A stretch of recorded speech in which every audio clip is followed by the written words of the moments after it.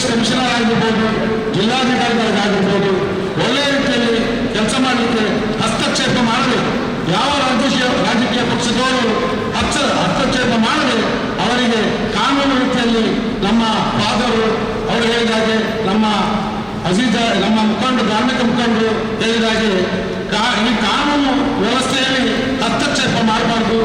ಕಾನೂನನ್ನು ಒಂದು ಹಂತಕ್ಕೆ ತಂದರೆ ಈ ಜಿಲ್ಲೆಯಲ್ಲಿ ಶಾಂತಿ ನೆಲೆಯುತ್ತದೆ.